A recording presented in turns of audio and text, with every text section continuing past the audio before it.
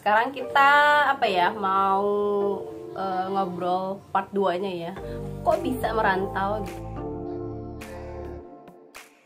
Semoga aja ya dari bincang-bincang ini ya teman-teman bisa mengambil inspirasi ataupun motivasi ataupun hal yang bisa teman-teman jadikan sebagai landasan gitu kan. Landasan dasar teori. Ya kayaknya aku harus merantau deh.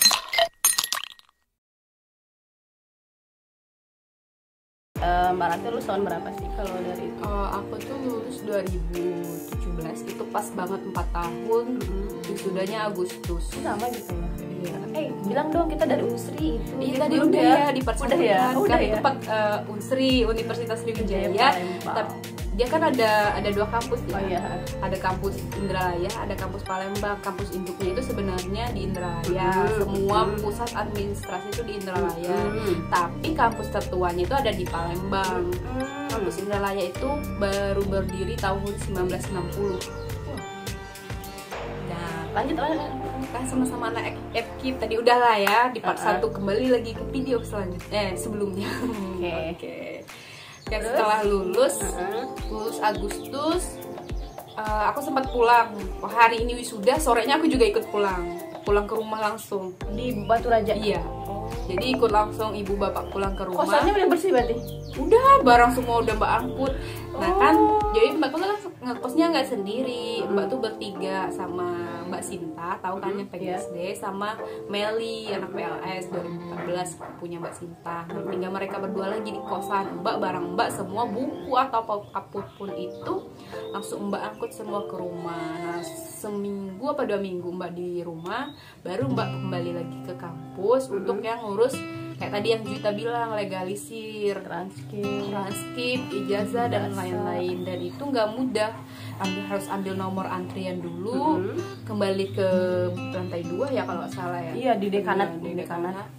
Bayarnya juga di lantai 2 ya waktu itu ya. Lantai 1. Bayarnya lantai 1. Bayar ya Mbak ya? Iya bayar. Bayar berapa? 5.000 kalau nggak salah. Lupa. 1 lembar. Lupa lah. Pokoknya gitulah ya. Kalau nggak ambil nomor di lantai 1, terus bayar di lantai 2, baru kita masukin tuh ijazah yang mau kita legalisir sama transkripnya. Dan itu nunggu lagi sekitar 1 minggu apa 2 minggu gitu. Iya, emang nunggu lagi. Gitu. Nah di sela-sela aku menunggu itu, kalau nggak salah itu tuh sempat ada pembukaan CPNS. Bukan deh. Sebelum CPNS yang 2017 itu sebelum aku dapat ijazah kalau nggak salah. Iseng aja sih aku masukinnya pakai ijazah SMA. Karena udah wisuda, tapi kan belum legalisir. Jadi aku masukinnya ijazah SMA, kan aneh banget ya. Iseng aja tapi nggak lulus. Nah tuh pokoknya lagi nunggu pas ijazahnya udah legalisir. Nah di keluarga aku sendiri itu, di keluarga Mbak itu ada kayak prinsip lah ya, kalau mau hidup sukses tuh jangan dikelek orang tua, ngerti nggak? Oh iya, jadi harus merantau. Ngerti. Jadi kita tuh harus membuka wawasan kita tuh nggak dikelek orang tua. Bukan aku merendahkan kalian yang nggak merantau ya. Ini adalah prinsip keluarga masing-masing. Karena menurut keluarga aku, kita tuh akan mendapat wawasan lebih luas ketika kita keluar dari zona nyaman kita, keluar dari jauh lah dari orang tua. Karena jauh dari orang tua sendiri tuh kayak membuat kita terpaksa untuk mandiri gak sih? Betul. Terpaksa untuk mandiri. Terus kita kayak mikir, kan jauh ya dari orang tua, kalau kita nggak berbuat sesuatu kita nggak bisa makan. Iya. Nah jadi karena waktu itu juga karena ada prinsip itu, Mbak mikirnya mau merantau tapi nggak jauh-jauh. Waktu itu pengennya yang di Palembang aja. Jadi Mbak sempat cari-cari lowongan di privat-privat. Kalau sekolah waktu itu aku belum berani karena apa sekolah waktu itu belum bukaan karena kan bulan Agustus, Oktober. Iya, September Oktober lah kalau nggak salah, karena kan itu bulan-bulan nanggung kan. Maksudnya semester itu udah jauh perjalanannya, semester barunya belum gitu kan. Jadi udahlah saya ambil privat-privat. Gimana? Terima agama? Enggak, Ganita. Ya, bukan yang besar-besar sih, yang kecil emang. Nah, terus sempat diterima ya, sudah sampai tahap interview. Pas di interview itu biasanya kan ada penyebutan gaji ya. Nah, mbak tampung dulu, mbak diskusi sama orang tua kan, dengan gaji segitu cukup nggak ya gitu untuk kehidupan mbak. Karena mbak berprinsip gini, ketika mbak sudah kerja 1 rupiah pun mbak nggak mau minta uang sama orang tua, biarin aja mbak nahan lapar kan, karena mereka udah susah gitu nyokolahin kita. Nah, terus orang tua bilang, kayaknya gaji segitu tuh untuk kamu aja nggak cukup, ya kan? Untuk kamu aja tuh nggak cukup. Jadi udah lewat lagi tuh tetot. Pokoknya gitu terus sampai Oktober masih di Indralaya, mbak dapat telepon kalau kakek dari ibu mbak sakit kena paru-paru mbak. Paru-paru. Giliran P aku baca F ya, giliran paru-paru. Malum lah ya, lidahnya masih lidah. terus paru-paru kan akhirnya, dan itu udah kronis. Jadi paru-parunya itu udah bolong-bolong gitu, yang utuh tuh masih segini kalau nggak salah, dan itu pun juga udah ada yang bolongnya. Ya udahlah, kita nggak tahu umur ya, soalnya mbak juga belum ketemu sama kakek. Mbak akhirnya pulang pulang ke rumah. Terus mbak saat kalian pulang ke rumah waktu itu beneran mbak cuma 3 hari loh nungguin kakek mbak meninggal. Pas kakek mbak meninggal udah kan, mbak dapat telepon dari tante mbak yang di sini, yang di Ciputat. Jadi saya tuh juga punya keluarga di sini. Ada keluarga dari ibu sama keluarga dari ayah. Itu poin lumayan besar ya. Nah terus ditelepon. Nah ini tante ini uak lah ya, kalau Kakak ya. kakak dari ayah uak, kalau aku tuh manggilnya uak. Kalau orang Jawa tuh Pak D, Bude. Nah, Wak nelpon ngasih kabar di WA kalau ada lowongan di Suku Dinas Perpustakaan Jakarta Selatan. Mau pembukaan, udah pembukaan waktu itu, terakhirnya itu Desember. Tapi pas mbak lihat syarat-syaratnya, KTP-nya harus Jakarta. Waktu itu aku masih berat KTP Jakarta, dan aku tuh masih, walaupun ada tante di sini, jujur kayak jauh banget gitu loh Jakarta. Soalnya cuma nontonnya tuh di TV, ya kan? Nontonnya tuh di TV, kayak jauh banget gitu Jakarta. Belum minat waktu itu, aku bilang dulu sama tante, belum dulu deh gitu kan, belum dulu. Aku masih mau nyari. Soalnya waktu itu udah sempet dapet tawaran juga sekolah di Batu Raja. Nah ternyata pas aku mau masukin, udah ada yang keterima.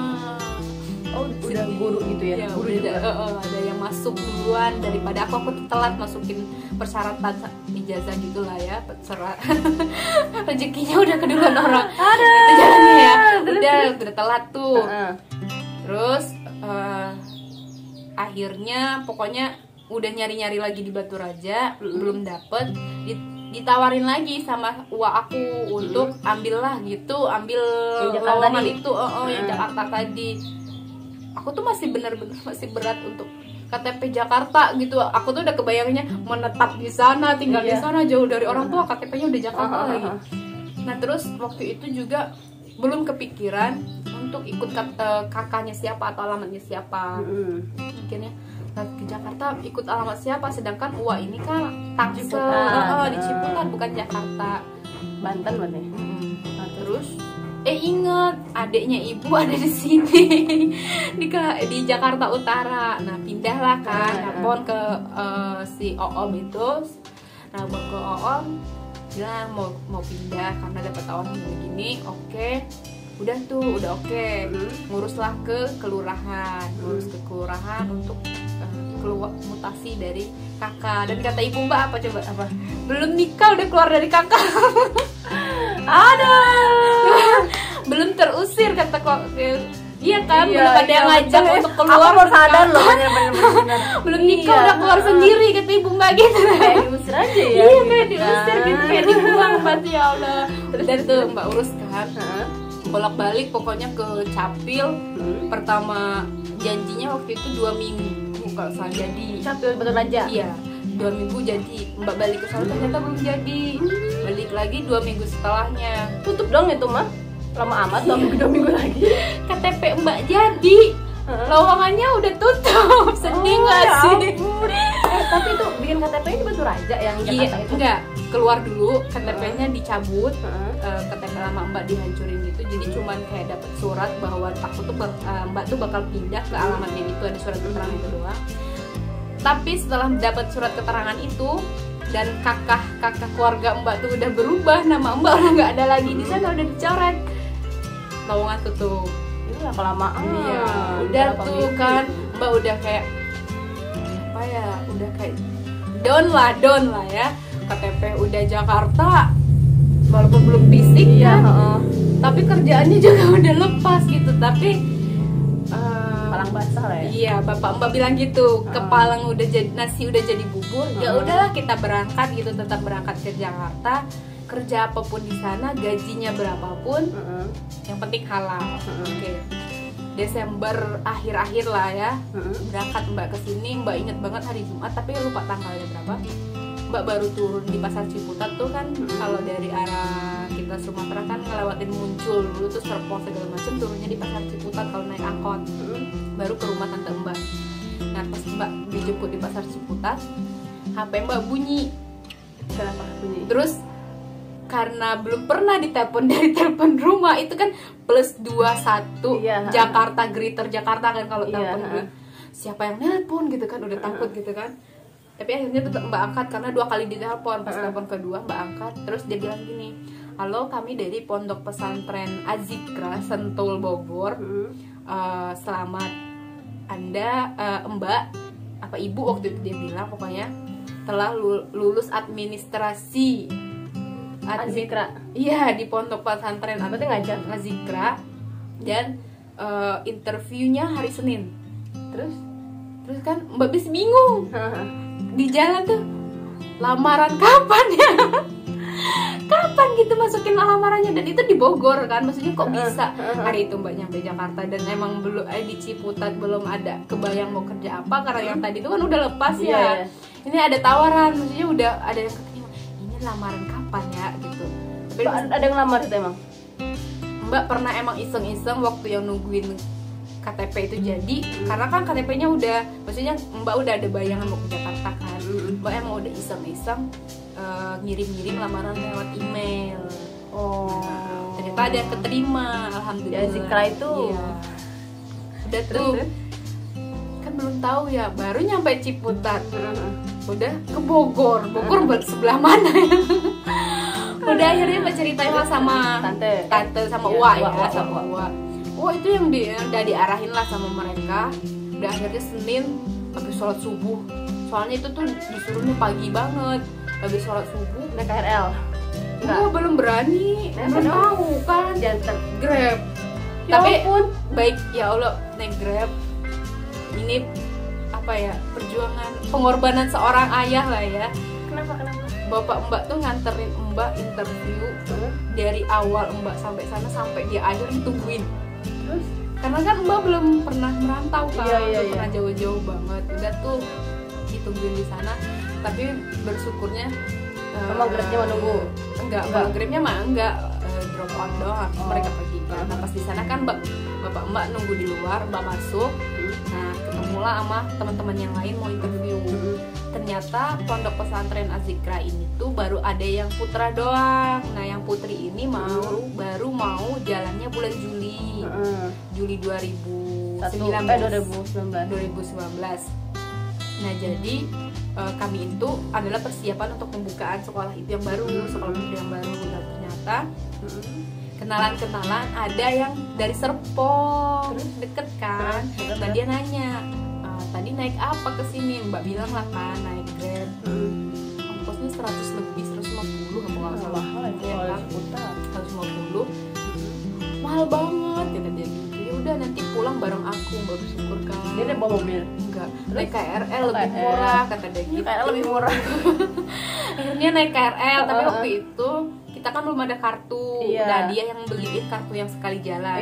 Sampai sekarang masih aku simpen kartunya. Kenang-kenangan Harusnya ya. harusnya itu kan sampai stasiun terakhir kan ditukar ya dia pergi itu. Nah aku nggak tuker, itu aku simpan kayak sama dia. Nah terus udah seminggu nih nunggu hasil interview itu nggak keluar, sedangkan iya lama. Ternyata mereka tuh baru pengumuman, udah mau mendekatin jadwalnya sekolah dimulai 5 bulan kalau salah, bulan Mei baru mereka pengumuman. 5 bulan. Tapi kayak digantung aja ya 5 bulan. Nah itu tuh kalau apa ya, ketika ada satu pilihan gitu kan, ini aku udah milih ya untuk interview, udah aku jalanin, dan ternyata nggak pasti ya, nggak cari sih yang pasti lah. Aku langsung ya udahlah, kalau emang nanti maksudnya menunggu yang tidak pasti ya, nunggu yang nggak pasti ini aku tetap cari yang pasti. Nah akhirnya aku tetap, karena background aku guru, aku nyari lagi lowongan. Ada info itu dari tetangga kalau sekolah yang di dekat rumah Uwa itu lagi butuh banget guru matematika. Karena guru matematikanya tuh baru keluar, dan wali kelasnya itu, kalau wali kelas kan kalau MI itu kan banyak yang dipegang pelajaran, maksudnya kewalahan kalau mengajar matematika juga. Nah akhirnya aku ngelamar lah di sana, dan alhamdulillah paginya aku ngelamar, sorenya aku udah disuruh ikut rapat, Seninnya aku udah ngajar langsung. Aku udah ngajar tuh, pokoknya udah ngajar, alhamdulillah udah dapet. Bapak aku juga udah tenang karena anaknya udah kerja ya. Nah akhirnya aku ngajar di sana. Nah karena kan jujur ya, gaji guru tuh nggak besar, yang sih. Gaji guru tuh nggak besar, sedangkan aku kan masih punya adik yang harus sekolah. Dan aku tuh udah niat banget dari dulu, kalau aku lulus dan aku kerja, aku usahakan untuk membantu orang tua untuk biayai hidup mereka dan sekolah adik aku. Nah waktu jadi guru itu aku hanya bisa mengirim berapa ratus ribu gitu sih. Akhirnya dapat tawaran untuk ngajar privat di rumah, maksudnya Mbak datang ke rumah siswa ya. Alhamdulillah sih itu juga cukup untuk menutupi lah ya, Nah sembari mengajar itu ternyata aku berapa bulan ya waktu itu, udah mau setahun sih, dapat tawaran lagi kan.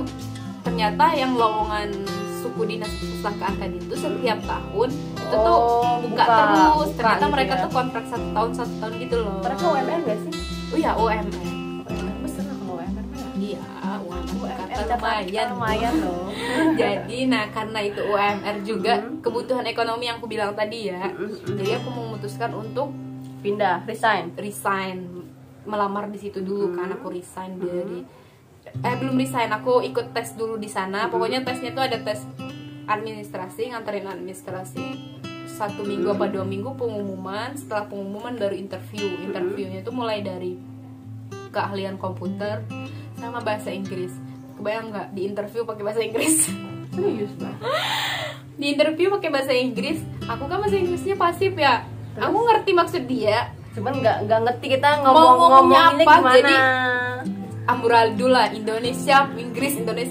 Aku ngejawabnya gitu tuh. Yes, no. Jadi aku ngejawabnya kayaknya lebih banyak Indonesia malah. Little I can.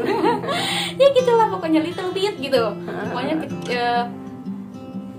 setelah interview yang komputer keahlian sama interview yang lebih kayak menjurus, kenapa memilih dinas Jakarta, kenapa mau di sana sedangkan jurusannya berbeda, terus apa yang membuat mereka memilih saya gitu. Itu pasti kan, itu kan interview pertanyaannya umum ya, kenapa sih, apa yang bisa mereka banggakan dari mereka memilih kita gitu. Pokoknya interviewnya gitu lah ya. Terus seminggu kemudian kalau nggak salah pengumuman, alhamdulillah lulus, ya Allah. Itu berapa orang tuh yang ikut banyak ya? Banyak banget. Itu aja interviewnya 1 hari pun. Selesainya berarti nungguin interviewnya, bukan pas kita interviewnya, bukan. Jadi walaupun kita udah selesai, nah kalau kita boleh pulang kalau kita udah selesai interview. Nah Mbak tuh jadwalnya baru dapat jam 2 apa baru masuk siang Mbak. Iya.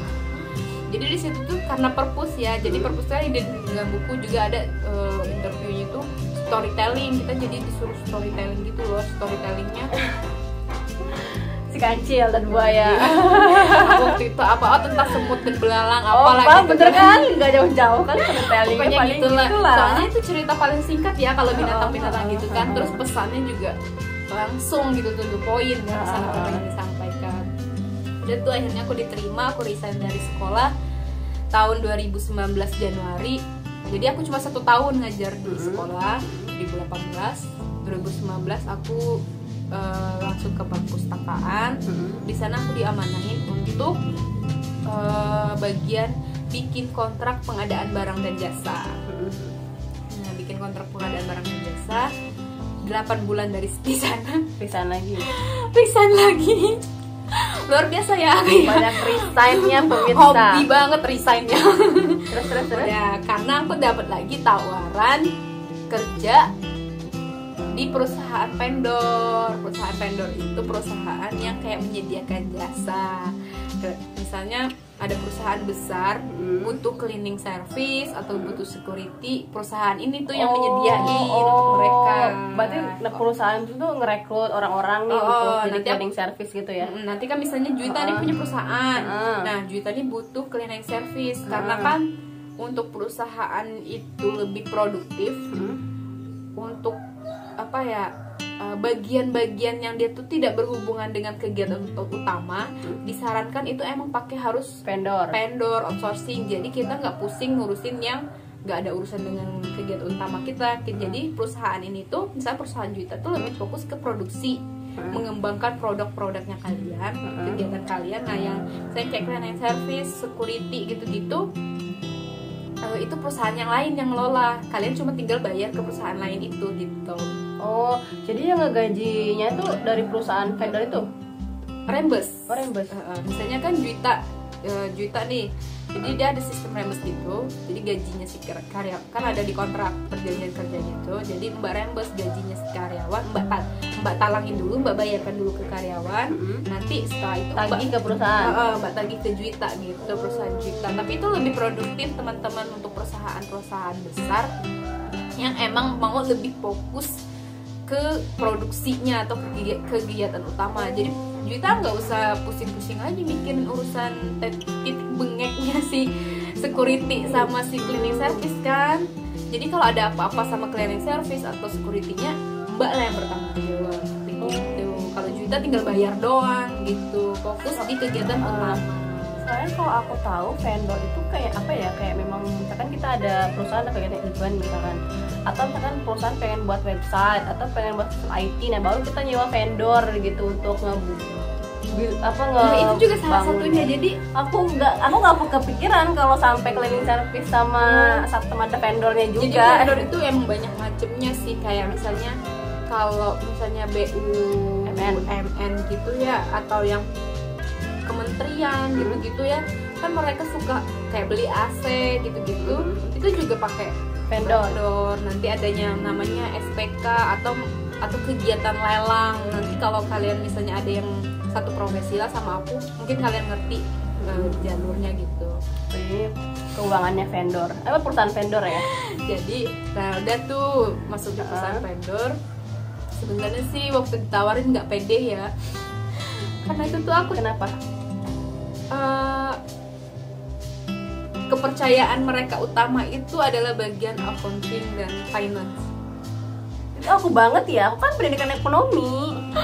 Accounting dan finance, sedangkan aku kan cuma matematika doang ya, yang deret, hitung doang, nggak pakai rumus, nggak pakai apa, pakai rumus sih, maksudnya bukan rumus keuangan, beda ya, rumus keuangan itu kalau anak pasti masih ngerti. Tapi karena yang memberi informasi tentang lowongan ini tuh bisa. Siapa itu yang ngasih? Tante lagi? Enggak. Ada. Aku pikir tantenya lagi. Bisa lah, kamu bisa pokoknya, kata dia gitu kan. Karena mikir lagi, lah dia aja bilang aku bisa, masa aku sendiri nggak bilang nggak bisa ya. Hanya memberanikan diri untuk aku ambil. Jadi aku di perpus tadi itu cuma 8 bulan. Tapi tuh kalau yang di vendor tuh gajinya sama UMR juga? Alhamdulillah di atas. Alhamdulillah. Pantesan diambil ya. Dia tuh di UME dan sekarang aku di perusahaan vendor itu. Sampailah aku di sini juga. Sampailah kita ketemu gitu. Nah, jadi sekarang Mbak Rati ini kerjanya di perusahaan vendor, tapi kayaknya nggak boleh sebutin ya, takutnya iklan. Nggak boleh. Nggak boleh ya. Itu rahasia negara. Iya, dan aku sendiri di Dompet Duafa ya, alhamdulillah masih ya betah banget sama Dompet Duafa gitu. Terus apa? Udah, semoga ini podcast kali ini bermanfaat ya buat teman-teman dan bisa motivasi teman-teman yang awalnya ragu mungkin buat rantau, takut segala macam ya. Lihatlah kami aja baik-baik aja ini, nggak ada satu kurang apapun. Mbak tambah ini nggak Cabi ya. sama cabi gitu kan. Buat teman-teman juga yang misalnya nggak ada keluarga, bolehlah hubungin kita berdua aja ya. Kan seneng ya kalau Iya, punya temen gitu. Aku iya. aja tuh dulu pas yang dia mau hubungin seneng banget, satu alma mater gitu, ada punya teman rantau ya. teman rantau. Udah. Cukup. See you next time ya. Bye-bye. Terima kasih, bye. Assalamualaikum.